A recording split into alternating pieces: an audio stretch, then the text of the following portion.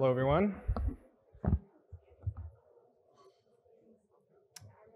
Hi, everyone. So my name is Benjamin Nuernberger, and I'm from NASA's Jet Propulsion Laboratory. Excuse me. And I think we're getting started a little earlier, but that's okay. Yeah, I've been at JPL for about 5 years, and today I'll be telling you about how we've been using XR for our spacecraft hardware design and assembly. And what you see here is the lower half is obviously the virtual spacecraft bus of the SWOT spacecraft, Surface, Water, and Ocean Topography. It's a collaboration with the French Space Agency. And then on the top, of course, is the physical payload. And this is just one example of how we've been using XR. But before we begin, so just a brief introduction about to JPL and NASA.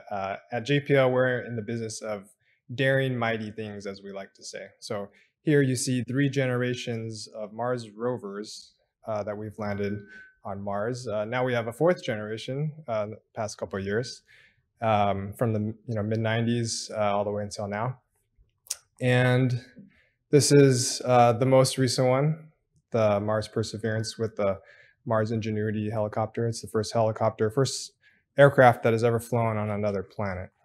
And I like this one because it's the little selfie that goes back and forth. Sometimes we like to call it Persean ingenuity. Anyways, so we don't just do rovers. We do a lot of different other things, robotics, different spacecraft.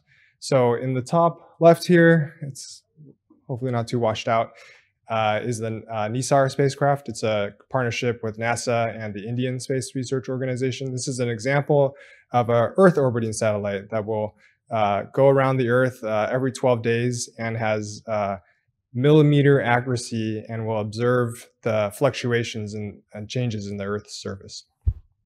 In the top right, you see the Psyche spacecraft that will go study an asteroid Psyche to hopefully teach us something about the early formation of planets. And you may have heard in the news recently, there was the DARTS spacecraft that crashed into an asteroid and actually altered the course of asteroid's orbit, which is really cool. In the bottom left is the Europa Clipper spacecraft that will go to study the Jupiter's moon, Europa. And then, of course, we have things like Voyager that has gone beyond our solar system into interstellar space. So this is just a little taste of things that we've worked on. And because we're in the business of daring mighty things and building these spacecrafts, of course, we need to develop different types of products to support that. So this is just a quick flavor of what we work on. I'm going to be talking about the one in the middle, ProtoSpace. That's an augmented reality CAD tool. But on the left here, you have some of our products that help with Mars mission operations and science planning. We have a custom photogrammetry pipeline, and you may have heard of the on-site tool that was a collaboration with Microsoft early on to visualize the Mars surface for scientists on Mars. And in the bottom left, it looks like it's cut off here, is our newer tool called Astro, and it's actually a public VR experience. So search for Explore with Perseverance, and if you have a headset, you can experience it in VR. We do things like robotics up in the middle. Does this work? Yep. So Honeycomb, and we do orbit data visualization, volumetric data visualization, including CT scans and Earth science data. But today I'll be telling you about ProtoSpace. So ProtoSpace is a augmented reality CAD viewer. It's a collaborative viewer. And what you see here is shot through the Microsoft HoloLens device. And essentially it works by you export your CAD model from the CAD software, import it to our website, do some simple operations to optimize it for the headset.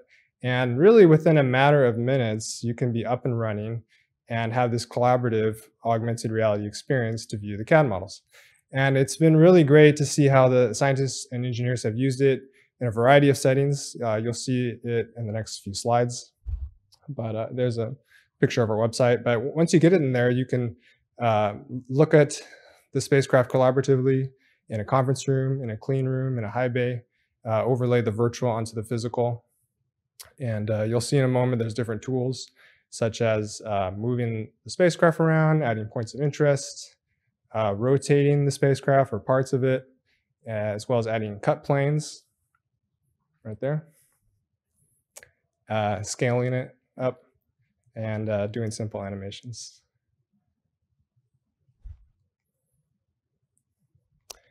So if it wasn't clear, it's really simple. We take the CAD model, upload it to the server. There's a semi-automatic process to process that CAD model so that it can be run on the headset. And then you can view this collaboratively on the HoloLens. We've tested it with some other devices as well, or not in augmented reality, but in a web client. And this has been used in the full mission lifecycle for a lot of different missions in NASA. Anywhere from the pre-phase A, when you have the concept, you're developing your science goals, you have the initial plans for the hardware, and you want to show it off to all the review boards that, this is going to work, we can actually deliver on this. And then once you get into the early concept, preliminary design, and then move eventually into assembly and integration and testing, and finally operations. So it's been used for a variety of projects. You see here, SphereX, the Roman Space Telescope, Perseverance, Ingenuity, NISAR again, and the last two I'll talk about a little bit later. And what's the point? The point is using XR has allowed us to solve problems more quickly and earlier on in the mission lifecycle. As many others have said, it reduces cost, it reduces risk. In some cases, it can avoid dangerous situations, so increases the safety of our end users. So now I want to drill down into 3 of our main use cases just to provide a little bit more detail. So the first one is obviously designing the spacecraft before you even build it. And essentially, it's a better communication tool. If it helps you communicate, you got to use it. But if it doesn't, maybe don't use it. But it helps people come to design decisions more quickly and with more confidence. You can verify different sub-assemblies will come together by looking at it virtually. It avoids the need for physical mock-up. Sometimes we build the physical mock-up and you might overlay some cable harness on it, but you can do that all virtually now. And also ground support equipment. You might have existing ground support equipment that you think might be usable, but now you just show the virtual spacecraft, use the physical ground support equipment, and you can immediately know within a matter of minutes if it's compatible. Or maybe you want to buy some new ground support equipment so you can evaluate that beforehand before paying those tens of thousands of dollars. And the anecdote here is really great. So someone, a mechanical engineer came in and he told me, we're going back and forth over email for months, but once we put on the headset, we immediately knew the answer to our decision or to our question within a couple minutes. So this is a really good example of recent usage. About a year ago, the coronagraph instrument on the Nancy Grace Roman Space Telescope, which will help with imaging exoplanets, their instrument integration team, they came in, they had a whole day session in a conference room. They put on the headsets and they set up a bunch of different views to get the different teams together and talk about, is this working for you? Is this integration going to work? What are the unknowns that we're thinking about? So solving that beforehand before any potential issues come up later down the road. The second use case is really where augmented reality shines. So in the first use case, you could argue, you can use AR or VR, but this one, when you're actually doing the assembly, you really need augmented reality because you're overlaying the virtual into the physical context. That could be overlaying the virtual spacecraft into a clean room, into a test chamber, overlaying, for example, cable harnesses, doing the next step of your assembly procedure before you actually do it. Test it out virtually, which could save potential rework and introduce situations where we wouldn't be that safe. So again, it saves you time, it saves you money, and avoids hazardous situations. And then during the pandemic, we've seen a lot of this where teams will use this remotely. So this is one example where there were a group of engineers at JPL on the left, and then they streamed the view from the HoloLens over WebEx, and you could see it on the right. We also had situations where 3 engineers were all at their home and then put on the headsets and then had their design discussion there, all remotely. And then the last main use case is just presentations. It makes a big difference to get your point across to your stakeholders. When you put it on, you see it stereoscopically, you see the full scale size of the spacecraft. You know, some of these spacecraft, you look at it on an image, you think it's kind of small. And even I've looked at it, you know, a year ago, and I put on the headset, I'm blown away by how big it is all the time. And it really just helps you get your point across to your stakeholders, whether that's at something more serious like a site visit proposal, a preliminary design review, critical design review, or just giving some demos. We've also sent this internationally to France and India, and it really helps break the ice and really helps get everyone on the same page right away. So those are the main use cases that I highlighted that we've been using it for at JPL for the past about 7 years or so. But we've also investigated a little bit more into the step-by-step procedures, which is what you see on the bottom. And I'll just show a couple of slides on that. But before that, I think most of you know, but in case you don't know, the main reason you want to do this is because there exists a cognitive distance between an informational or cognitive space and the physical psychomotor space where you're actually carrying out those instructions, right?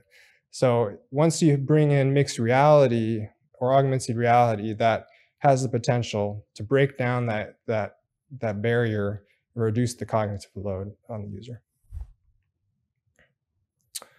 So we did this experiment a few years ago where we had a mock-up of a science instrument called the Cold Atom Lab. It's a really cool science instrument that's now on the International Space Station. And what we did was we had 20 people come in. They compared a paper procedure versus the augmented reality one for a very simple task. This is just plugging in a cable, unplugging a cable, mating and demating cables. But whereas previously, for simple tasks like this, people haven't really found a statistically significant difference. We actually did find a statistically significant difference where the users using the augmented reality version were about 20% faster. They had lower cognitive load using the NASA TLX questionnaire. And they preferred the augmented reality version. There are some situations where the task is much more spatially demanding, and you'll probably see a much greater return on investment.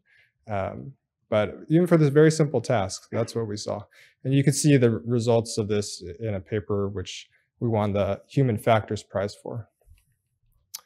But that was a controlled user experiment. So we also wanted to test this out in a more extreme environment. So NASA has a ISS, International Space Station analog mission called NEMO, which is an extreme environment off the coast of Florida. It's an undersea habitat called the Aquarius, where scientists and engineers go to train, test out new technology, do simulated spacewalks for about 2 weeks. And we got to test out like a 21 step procedure on here between 3 different task areas. And if you're looking at the video, you can kind of tell that it's a really tight quarters area. It's a really extreme environment. It's not something that you really want to test out augmented reality headsets and tracking in. There's a lot of metallic surfaces in there, lots of different instruments. But for us, the HoloLens tracking actually worked fairly well. There was one area where the tracking didn't work as well as the wet porch area where they're diving in and out. But that's simply because all the equipment's shuffling around constantly. They're putting their equipment in and out. But for us, it worked really well. And yeah, you can see up right here, we had 2 scientists and 2 astronauts. Actually, the 2 astronauts here, Samantha Cristoforetti and Jessica Watkins, they're on the International Space Station right now. Samantha's from the European Space Agency, and then Jessica's from NASA. Yeah, they tested it out for us, and we found that it has a lot of potential. It worked really well. One thing that could be improved in the future is the the astronauts are really trained really well to go through the procedure, and they have PDF procedures, and they like scrolling through and looking at all the steps real fast. But for us, we just had next step and previous step, so we didn't display it all. And last, this might hit a little more closer to home for us, is a project called the Vital Ventilator. And it's a ventilator that was made for COVID-19 patients. So at the very beginning of the pandemic. And essentially, within about 45 days, we designed and built and got emergency use authorization for a ventilator that was targeted for COVID-19 patients. It uses off-the-shelf components that are easy to find in many countries. It doesn't hinder the development of more medically grade ventilators that are more broadly applicable. But for us, we were tasked with developing assembly instructions and operation instructions for this.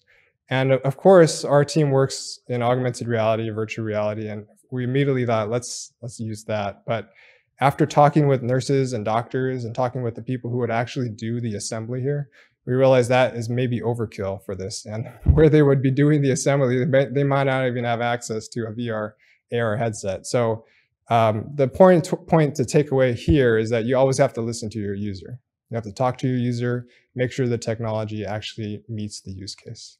But with this, as you can see with these animated assembly instructions, we actually used our software ProtoSpace to help develop those interactive instructions. And here you see the team from UCLA giving the thumbs up. And that's pretty much it. Yeah, we've been using XR at JPL for a variety of different tasks. This one, the main project I highlighted here, for about 7 years.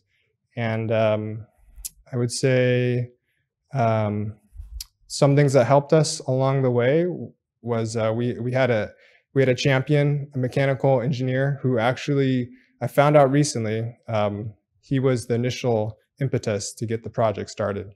And he was a champion throughout, and we've had different end users champion the software throughout the whole process. So yeah, thank you. Let me know if you have questions.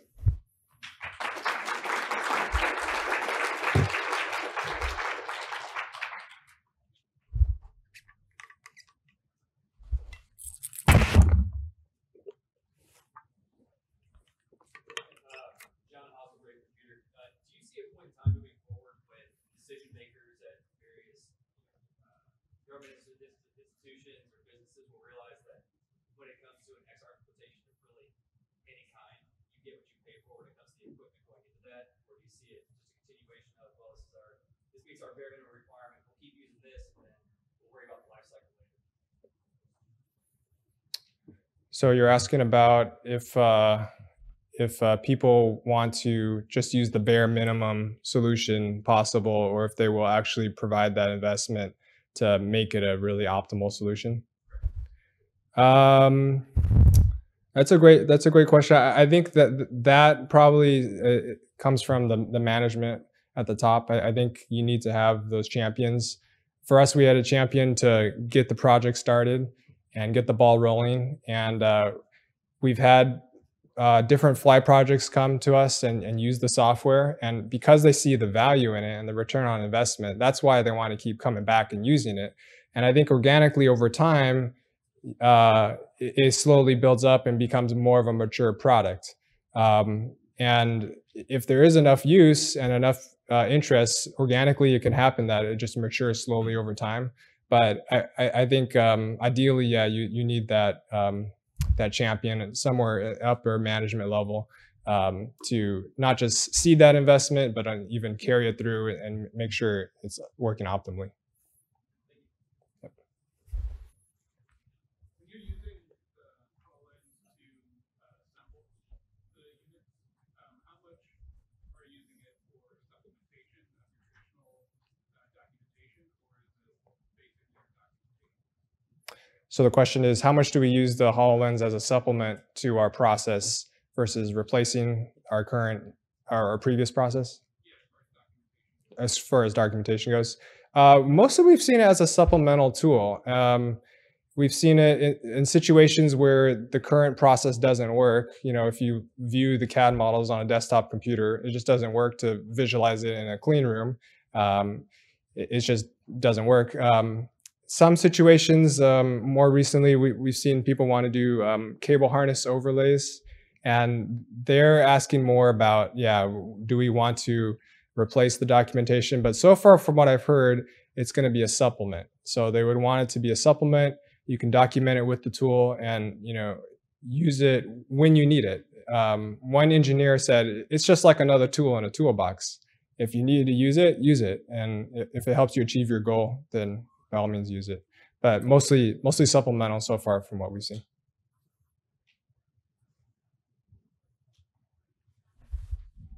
So in your first main use case, you were talking about design. Do you have examples of what it costs to design in XR Versus physical design, such as like creating a mock-up? I don't have any specific details on that. Let me think. Yeah, I don't know if I can give any strong details on that, but we've seen a lot of use, yeah, on that early design. One big win that we saw was on the Europa Clipper project, where we had design engineers come in, and they found out later on in the life cycle it would be very risky or maybe almost impossible to do the assembly later on, and they actually updated the design, potentially saving $1 million of rework. Physical mock-ups, we've seen that for, yeah, cable harness overlays. We've heard people talk about, yeah, replacing it, but I don't have any strong detail anecdotes for that off the top of my head. Any other questions? Yeah. Jeremy Castellano with Johnson & Johnson. What sort of tool set do you develop your XR experiences? Custom? Is it like a pure custom? Yeah, so the question was, what do we use to develop? Is a mixture custom, not custom? For this one, this was started about 7 or 8 years ago, even before I was at JPL, and it uses a Unity game engine and obviously uses the Microsoft HoloLens hardware. It's an in-house custom application, all programmed in-house. A lot of it, if we had to do it again now, I think we'd probably use commercial off-the-shelf applications. But back then, a lot of this didn't exist at the time, so we built it in-house. Any other questions? All right, thank you.